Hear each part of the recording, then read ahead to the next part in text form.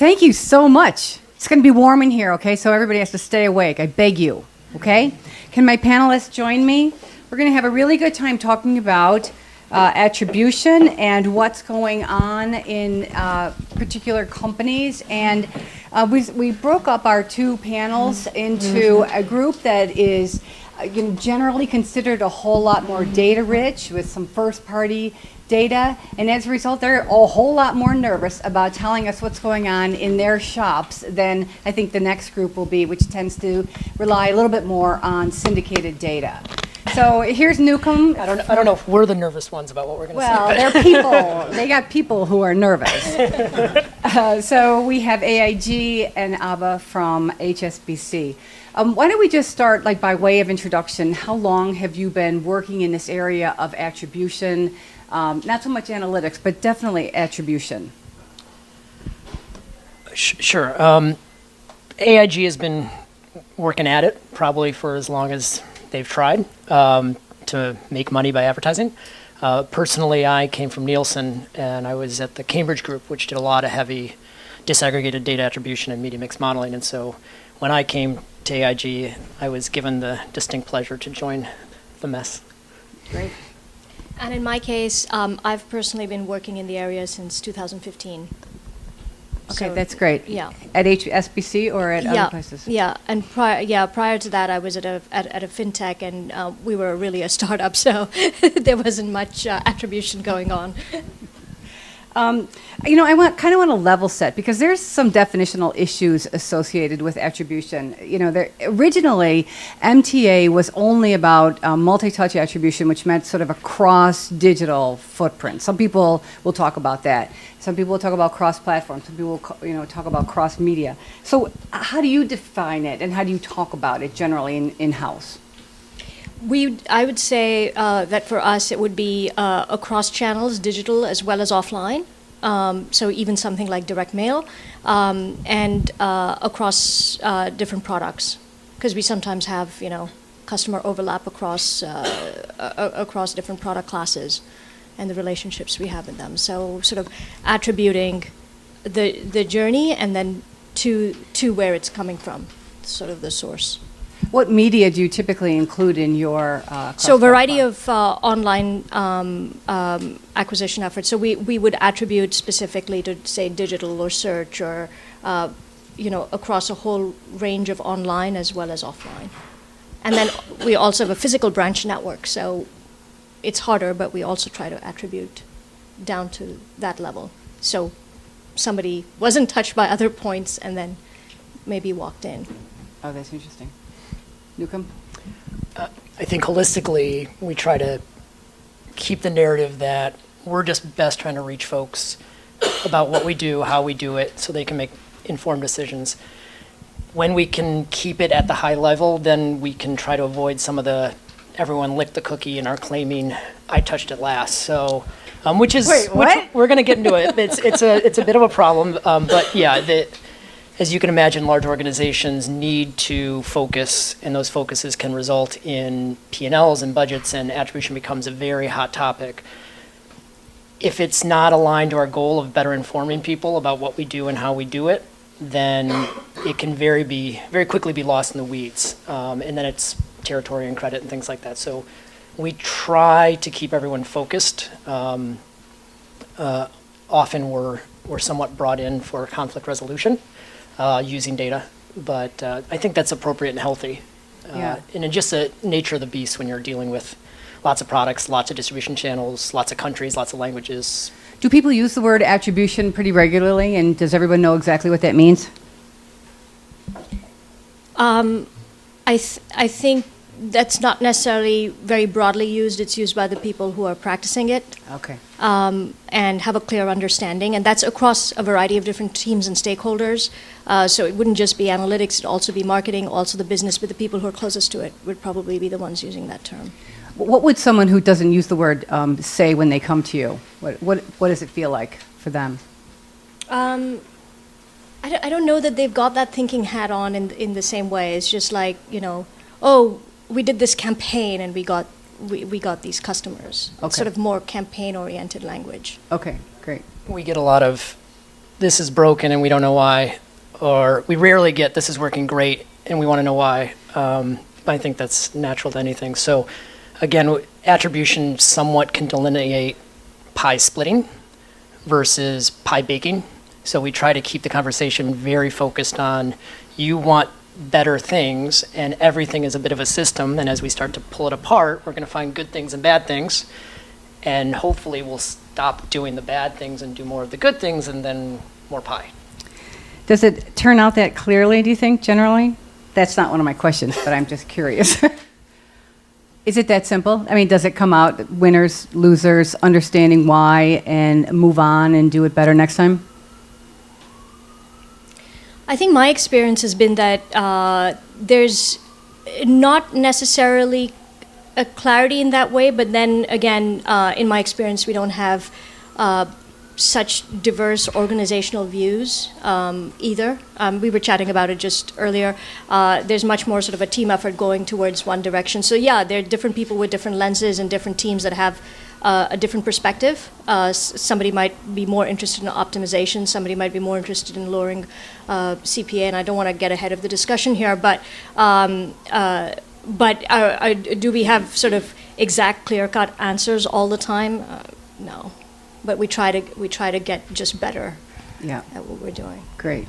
So generally, where does multi-touch attribution fit in organizationally? Is there a department, the attribution department? Go ahead. No. It's easy. It's easy in this case. It's within marketing with a stakeholder team that is within other departments like data and analytics, information management, and the business.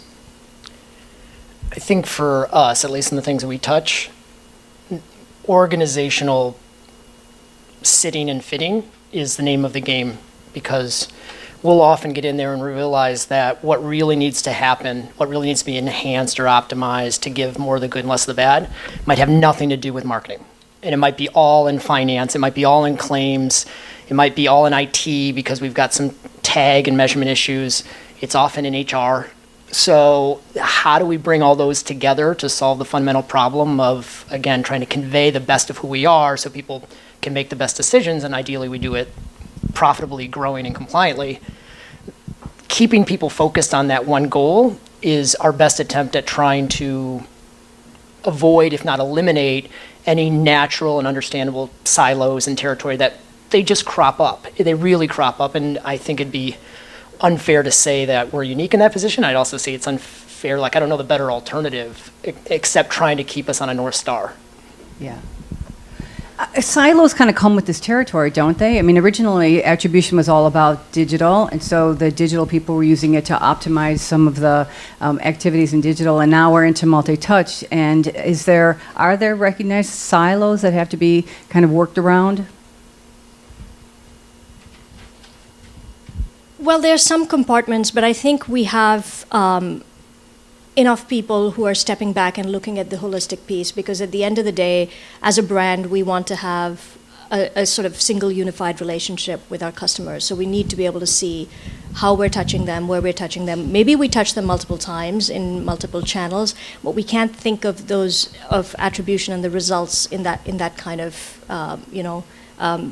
very specific way. We have to think of it. Okay, what else is happening with that person? So given the complexity of both of your markets, do you work in-house? Do you do your attribution work in-house, or do you work with a outside provider? We do our best to, at least at the beginning of things, try to pull it in-house, if only temporarily, so we can better understand it. One of the great things about research is you can do it, and even if you don't get success, if you set it up properly, you learn something. Often we'll get results that are not repeated. And so then we have to say, well, why didn't that work? Most of the time it's someone screwed up a control, we screwed up a control, there was some other unintended incentives. I'll give one quick example. We were running a pretty standard lift study, our advertisement versus a placebo, and we were doing a pretty specific programmatic buy on web properties that we thought would be great places to advertise our products. We went externally just because we had to and wanted to. And we got it back, and we had huge negative lift. So the people that saw our placebo ad loved to buy our products, much, much more than the people that actually saw our ads. So that was a little embarrassing, and no one really could answer why. And of course, people are pointing fingers, and it's like, it's a creative, and they really like Smokey the Bear more than us. And what it turned out, which took a lot of hand-wringing and I need the disaggregated data, you promised me, and it's still not here, was one of these web properties was so attractive to people that bought our products, they themselves were selling competing products. And what they were doing is they were seeing our buys come in and flagging our placements and blocking them. And so we were only placing our placebos on this ad, on the page. So people that went to this page, they saw the placebos, they definitely bought our product, but they never actually saw our ads. Wow. We never would have known that if we didn't bring all that in-house and pull it apart. Yeah. And sure, light of day, everyone's like, and it made total sense, and it kind of stopped the, you blew it, and that didn't work. But those type of things have led us, at least initially, to say, for most new stuff, or if it's a big crisis, we kind of have to do it on in-house. Or have a very good, trusting, transparent relationship, which we do have with many vendors. Is that because you're better than the third party, or is it because of the sensitivity of your data, or that you can dig down much deeper? Not better. No, we work with very, very smart people and very talented people. I can't speak if it's aligned incentives, different space of time. We might be naturally more able to bring truth to our own power than a vendor might be incentivized to say, hey, that cool thing we tried didn't work as well, and here's why. We're a little bit more insulated internally to say, this is what it is, and we learned something, and now we know not to do it again. I don't know a lot of vendors, and I, having worked at a very large one, that is very quick to walk in at the end of a big engagement where millions of dollars were spent and lots of time and say, hey, that didn't work. But I promise you, if you give us another $10 million, another 6 months, we learned our lesson. Yeah. So I think that's not always the case, but I think that helps us feel more comfortable doing it in-house, even if we're not as talented or we have to prioritize things. That's interesting. Abha, what do you think about this? We do it in-house as well. It's not that we don't get reporting and measurement and dashboards from our vendors, or rather from agencies that are placing ads and things on our behalf. But at the end of the day, we are really trying to build out a journey that's much more than just sort of front-end attribution. We want to be able to see how we're tracking with those customers through their whole lifetime. And to really integrate that, it involves integrating a lot of our own information across the board with that. So the front end and the later part of the journey and the back end of the metrics. So how are things going a year after acquisition or 2 years? So that's not a question that we would be able to have an answer from a vendor. So we're doing it. We started out really small. That was our trick. We started out with a single sort of pilot case, and then we slowly started doing more and more, and then pulled it across to different channels so that we could develop the right kind of templates and things to be able to work with the insights that we got from attribution. That's very important. That start small and then use it to kind of test and learn your way back into something new versus, again, multi-year, multi-million-dollar POCs that, at the end of it, if it wasn't successful, even you know exactly what it is, you're less likely to scale and grow it. I'm wondering if doing it in-house is kind of an evolutionary step where you start and you learn, and then at some point it gets handed off to a big third-party attribution provider because you understand the tolerances in it and you know the stress points and things like that. What do you think of that idea? It's a new hypothesis of mine. That's my hope. Yeah. Because we're not, there's no value in us getting too big because we'll lose a lot of our nimbleness.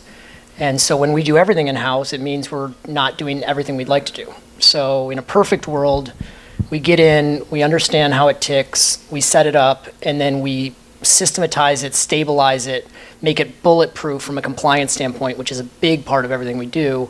And then we look to find a partner where there is a good trust and there's a good level of transparency. It's like the equivalent of, your dipstick. If anybody still checks their oil, you should check your oil. We're happy to trust that the engine's working if we can occasionally pull it out and see that it is working.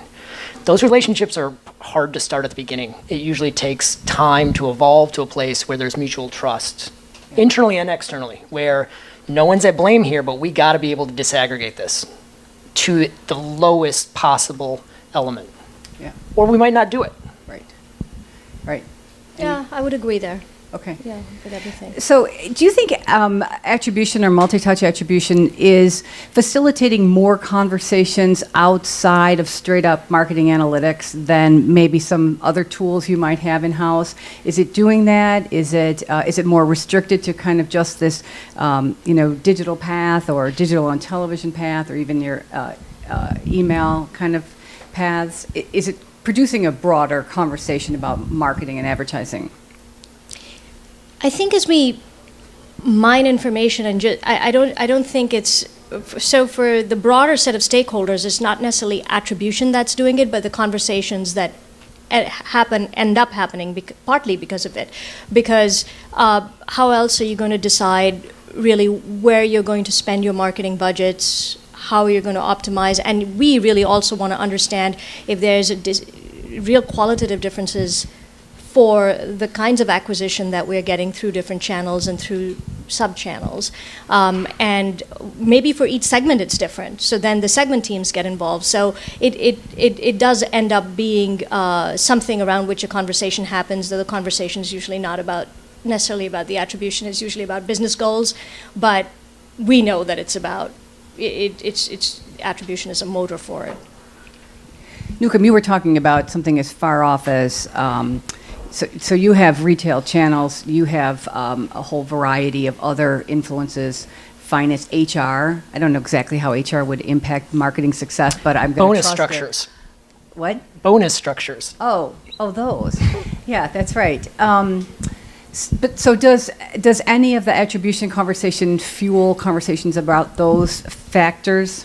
I think if we can take the conversation away from pure ROAS, we end up getting a lot more valuable voices to the table. People invest more if we're not talking about pure performance marketing. I mean, the challenge is a lot of those way up the funnel activities, and they might not even be paid. I mean, it could be just word of mouth, which, there are means to measure. That often will get short shrift in an organization if it's all about get that ROAS up, right? And that's why some lower funnel techniques end up getting all the money, and leaves a lot of the very important work. I mean, it's like the equivalent of saying we're going to put all of our money in the marquee outside of the movie theater because that's the last thing they see before they walk in. So if we can avoid conversations that start with I have a single KPI, and we're like, well, that sounds easy for you, but what are you not doing because that's the only thing you're looking at? I will say, however, and I'm very biased to this and probably accuse more of the Eeyore of the forest, if we can't measure it, I'm not ready to say it's successful, right? And like I mentioned earlier, is understandably we're often asked to look at things that are viewed as less successful than they are, than get under the hood of something that's running really fast, right? So every time we look, there's good and bad. And so when someone will say, hey, we don't need you to focus on that because we had a great year. And I was like, cool, prove it. What's your control? Are you just basing it on a finger to the wind, or are you watching trend lines that have nothing to do with the levers you're pulling? So I try to, as best I can, and it's artificial at times, insulate our recommendations if we can get there, and often we can't get to recommendations. All we can say is here's the result. Insulate them from being qualitative, and just say, we're going to get in there and we're going to understand it, and we're going to tell you hopefully something you don't know about. If we can't measure it, and we can't set up a proper control that would allow us to produce new data in a somewhat controlled environment, that's the other thing. Looking at historic static data, people think that I'm going to mine gold in those hills, and that's rarely the case, because you get in there and you realize that people just were not using Salesforce properly for years, and there's nothing you can do about that. Moving backwards, moving forwards, you can do a lot about that. So yeah, having conversations about things that are kind of like successful or failures is things we try to avoid because then we're either, rubber stamping or hatchet men, and I prefer to be neither. Yeah, yeah. Abha, I've heard you talk about the measurement of sort of the long-term value of your customer, and that you learned a lot of that through attribution work. Is that true? Yeah, so I think for us it was important. I mean, we started with attribution and looking at just the sort of the front end of what we were of our acquisition and attributing it correctly, and then very soon realized that we're really in there to have a long-term relationship with the people that we acquire, and how do we understand it? And they may or may not be a connection between how they were acquired and what happens downstream, but why not look at it through that lens? Because we have to have vintages even when we look at our book of customers, and this could just be the way to vintage and segment that population. And so we started looking at, we started out very small, and now this is a tremendous amount of information that we have, and we have like these ongoing dashboards where we look at just overall behaviors at month 1, month 3, through time, and are really able to link it now, since we have a few years of data, towards the depth and breadth of the relationship that we've developed. And also, this has really brought up, talking of stakeholders, I think we had a relatively static model of lifetime value that they hadn't necessarily been refreshed that often, and we realized that with all of the growth marketing that we were doing, maybe that old model was no good, and we really need to think about it. And we didn't need to develop a model. We had real data, so we could take all of that data and say, okay, let's start looking at what that looks like. And so finance started putting those views together, and will eventually be able to develop a model based on that, but we just took actual stuff and said, this is what we have, and this is quite large now. Because when we started out, the first time we had a control group, and the incremental analysis we didn't even make any sense. If you slice the data different ways, or you say you held it for region versus area versus whatever proposition, you just got a different answer. And we realized that we hadn't scaled up enough. And now we have scaled up, and we have sort of a full kind of story behind what happens over a 3-year, 4-year period. So we're going to be able to develop models and also link back at the end the true marketing expense and the revenue, right? Like, so exactly what's been going on over time. And we've started doing this over, we began with just a segment in a certain relationship, but we also have, we have credit cards, mortgages, so eventually it'll cover everything, and allow us to really understand. So we've had to have conversations with risk, for example, when you're in the business of credit cards, that's a very big thing, and we can link those things to vintages and attribution as well. So it's a very deep, layered sort of view. Yeah, I love that. I love that. It's much bigger than sort of last month's television campaign or your digital acquisition campaign. In general, do you think your company looks at just about every campaign through an attribution lens? Or if not every campaign, what kind of campaigns or what kind of efforts would be most ripe for an attribution analysis? I'm going to speak outside of our firm and perhaps the industry. You're going to go back to lick the cookie? No. I think no one wakes up and feels very proud if they overspend on insurance, right? No one brags about how much you paid for your insurance. There's not a lot of tools for loyalty. We can't do loyalty. We can't do promotions by law, and appropriately so. So I think if there's one thing that everyone, at least insurance or products that have similar type things, and the underlying risk associated with all of our products, is to organizationally think about that single goal of what are we trying to accomplish here, and not, hey, Google's getting so much money or Facebook's getting so much money, and therefore that's where we should start. Or because that's where I see a lot of pie cutting, right? it's not mail versus TV versus digital versus word of mouth versus our broker relationships versus repeat buying, like all of those things when it's versus, and attribution is a tool that can help referee Yeah. that fight. Yeah. If we can avoid the fight in the first place and then the need for the referee and just think about a true ability to measure how things work. Again, getting away from it's a failure or success, then the hopes is the more you understand about how something works, you're going to make better decisions moving forward using the data that you have. But aren't you being very idealistic to think that it's not versus this versus that, television versus digital? Isn't that exactly where we all live all the time? You could just say yes. Yes, I'm a strategic optimist, as All they would right. say. Have you designed new work processes that, because of attribution, because of the granularity of this tool, and because of the speed to results and the ability to make changes kind of on the fly and all the promises of attribution? Are there new organizational work processes coming out of it? I mean, definitely new workflows have had to come out of it because, I mean, they didn't exist before. But have they been systematized to an extent?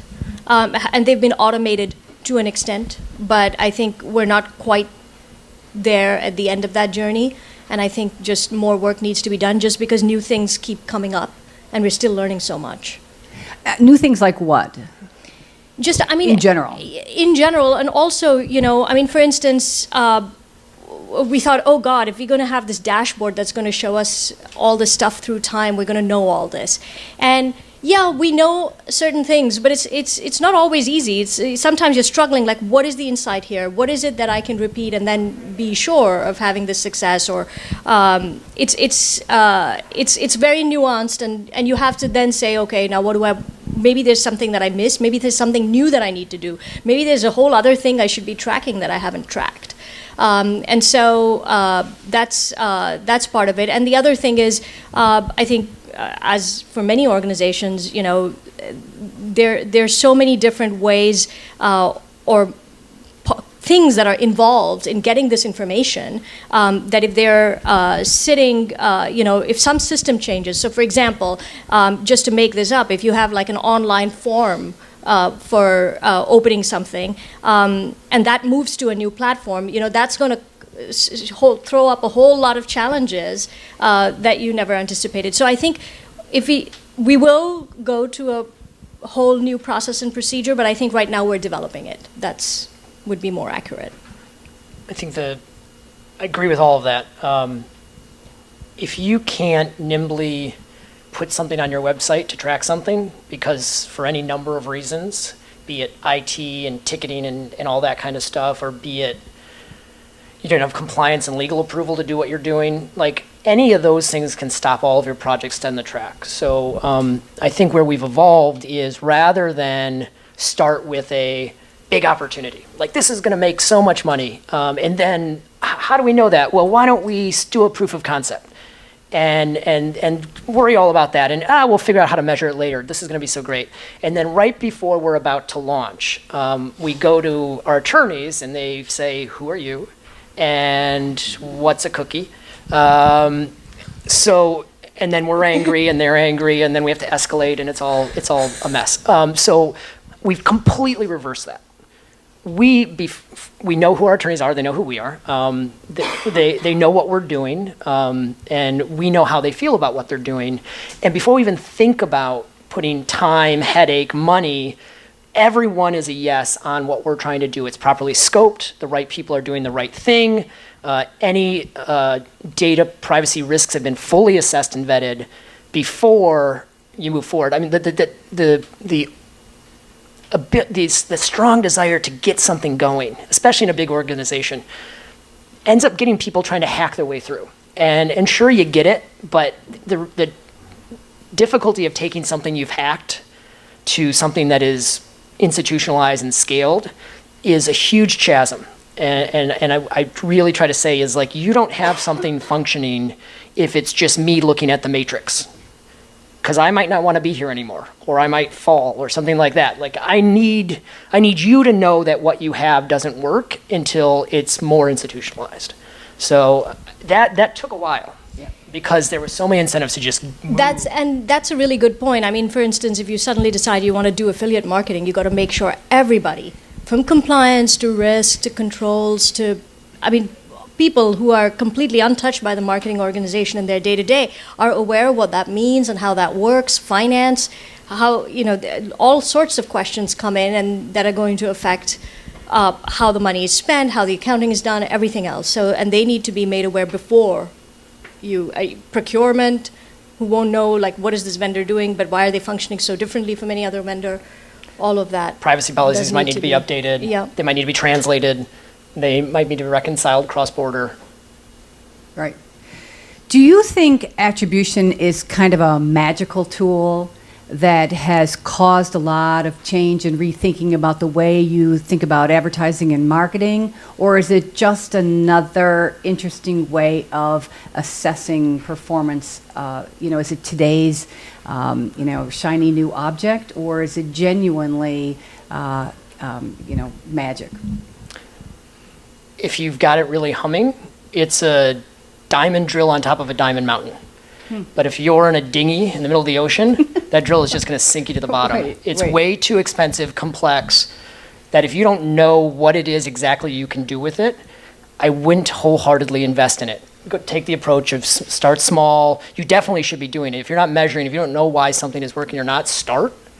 But you'll see many organizations go big, right? And they'll hire a ton of people and won't give them the right setup, the technology, they won't have the right executive buy-in, and then what could be a great diamond drill was never given the opportunity to do what it could do.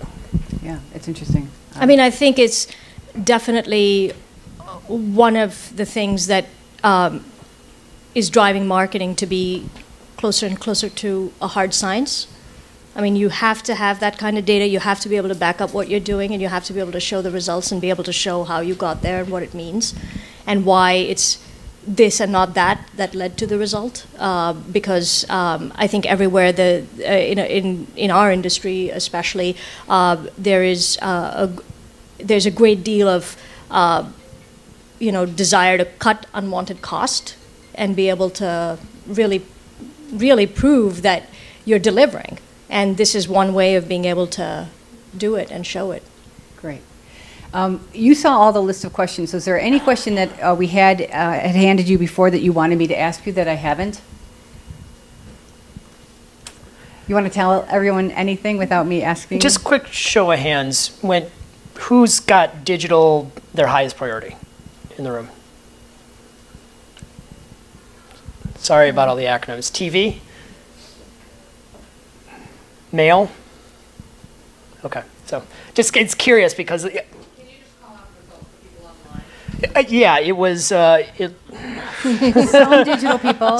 It was smattering. There was of those three, there was no overwhelming, which actually tells me that's kind of that's good and bad. Like if the digital people are not talking to the TV people, not talking to the mail people, are not talking about everything, your life in this journey will be fraught with potholes, right? Because I think, like it or not, attribution is not going away. It's probably going to go further in your organization, and being prepared for the positively disruptive quality of this type of approach will save everyone a lot of grief, and you'll be much happier in your work if you know down the road making a handshake between digital, offline, broad media, brand versus performance. That's probably going to get stitched together eventually. The question is how kind of ready, prepared, and open are you to the exciting opportunity? Don't you want to make money? So be happy and move forward together on it. Great. Abha? Okay. Jay, do we have questions? Yeah, we have time for about a little over 10 minutes for questions. So Awesome. fire away. Sure. How do you deal with result lag? So earlier, you were saying that you're trying in the direct mail piece of it to the consumer journey. What is the lag time between when the piece goes out to the point that you're able to measure it? Because you're doing a lot of matching there. Yep. So that's a great question. You're going to Let's repeat sorry. the question. Take the question because you don't, she's not the light. Sorry. Yeah. So the question was, what is the lag, and in this case, particularly with direct mail, from the time the piece goes out and when you're able to measure it? And actually, it's a great question because we're going to have very different answers to that. So in our case, that was actually a mountain of a hurdle to get past in order to be able to attribute at all, because that was a real stumbling block. It would take months. And, there'd be cross-name matching, and then we were told it would take another month to do this, and then some other time to sort of map something else. And we realized that if we wanted to do this right, we really needed to get a lot of organizational buy-in from the different teams that were involved and narrow that time period to the minimal possible. And it took a few iterations to get there, but it's really now just a matter of weeks, because we've worked very hard to make sure that the cycle in which that direct mail is sent, plus matches up in time with when certain cross-matching can be done. We've pulled some things in-house. We've changed the format of the files. We've done a lot of work with different stakeholders, both internal and external, to be able to get to what we need. And we have a real-time view coming in.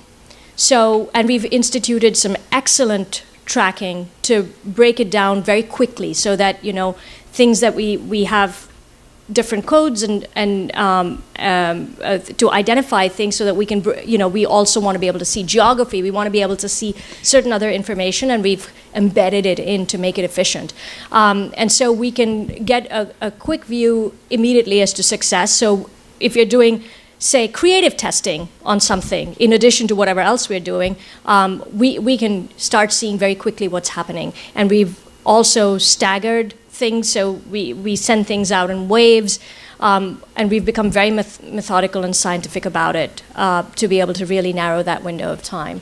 You know what? That sounds like the answer to the question I was asking you about the work processes. It seems Right. like there is a lot of coordination and work processes that are aimed specifically at solid measurement.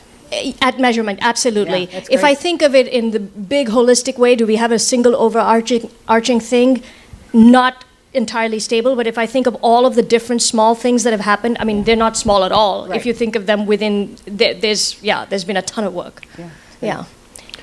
So there's, I think, two things going on. My answer to kind of lag, it's never optimal. It never will be. It's either too long or too short, and if you ask me, I'll say it's either too long or too short.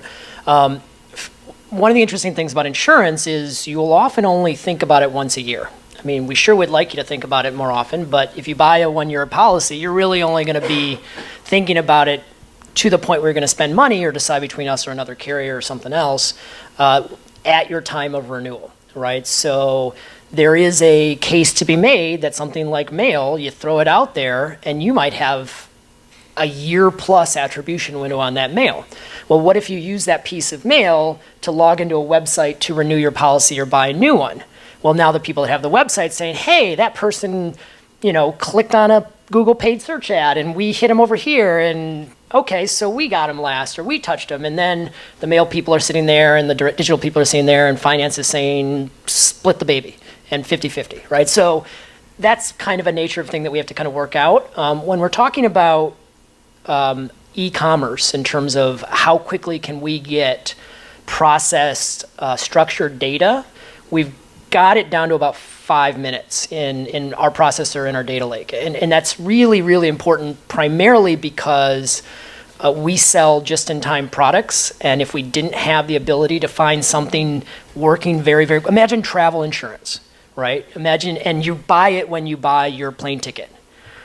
And you do that, and then something was broken, right? And then you go and you take your trip, and something happens, and you call a claim, and for 1 hour when we weren't looking at it, or we couldn't look at it, our systems were down. You thought you bought it, you thought you had it, you don't have it, right? That can happen. So we had to build all sorts of processes to do just in time for this servicing. That process, though, enabled us to do extremely fast testing on things like content and price. Like we can, depending on the volumes and how we design the experiment, we can find a winner in under an hour and get it out there and measure like, boy, if we wait until tomorrow morning, we're leaving so much opportunity on the table in terms of revenue generation because we had to, out of necessity, we had to structure our 24/7, 365, all over the planet, every language, e-commerce capabilities. There's a question that came in on the WebEx. Is there any media that you'd like to see input variables improve, and which ones and why? The question is, are there any media you would like to see input variables improved?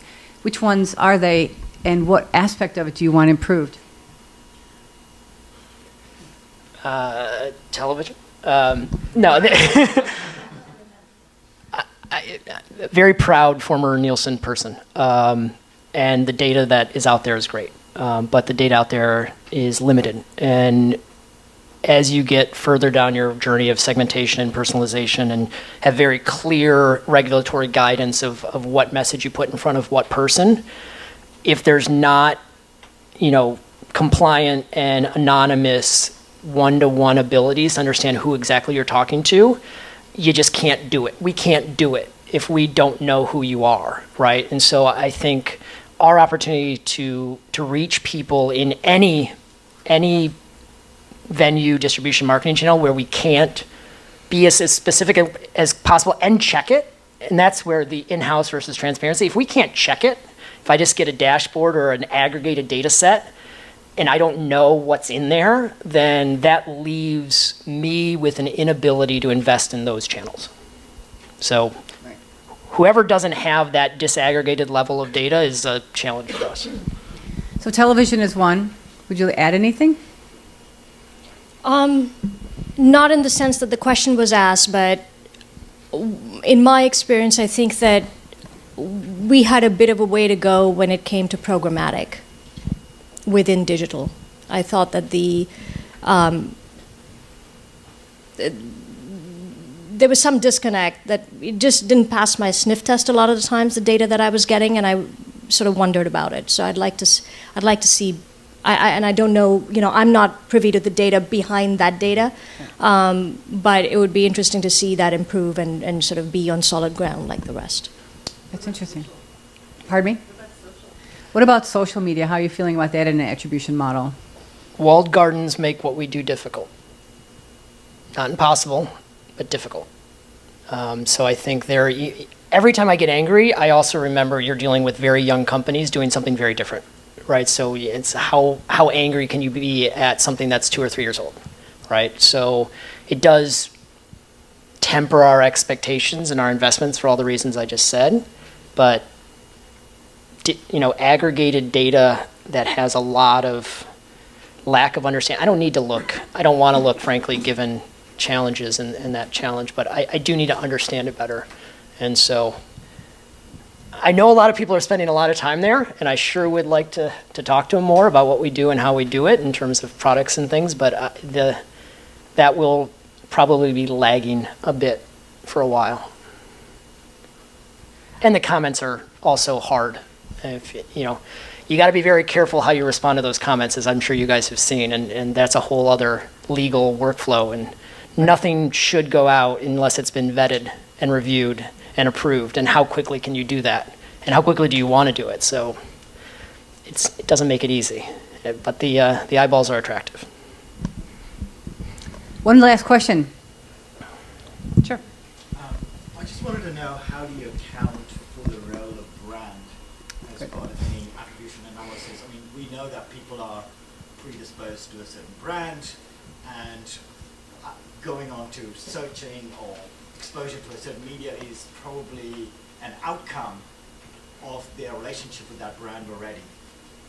So how would you... So the question is, how do you account for brand in an attribution model, which tends to favor short-term response? This is a tough one. We haven't cracked it. I would say as I mentioned earlier, we want to do a lot more in brand because focus on pure direct response is leaving way too much opportunity out there. The best way, in my experience, to do it is to have people very comfortable not doing it. So if you're going to do a national brand campaign, you got to be okay with me coming in and saying, hey, we're going to just not do it in 30 DMAs. And I'm going to pick them. And LA might be in there. Sorry, that's what the data suggests. That is organizationally a challenge because, that whole thing of, what half of my marketing worked. Well, I want to prove it, but to do that means you're not going to market.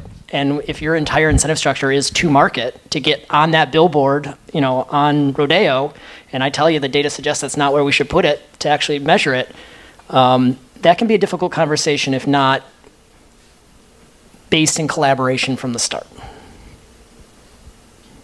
I mean, I think to an extent, when it comes to brand, you look at other things to measure just for brand measurement and take that away, and marrying it with attribution is I think the way Newcombe said is the only way, and that's also very politically difficult in an organization, because how are you going to justify it to the people who are going to not get that? No, that's a great point. Is ask your people, survey them. It's expensive, it's hard, but if you don't know what people actually think and you're just assuming what you think, you're leaving so much opportunity. Who you most care about might love you, but it's all lost in the noise of, kind of brand trackers, right? So, invest more in primary research. I can't stress that enough, and I understand how expensive and limiting that can be, so another thing you might want to bring in-house.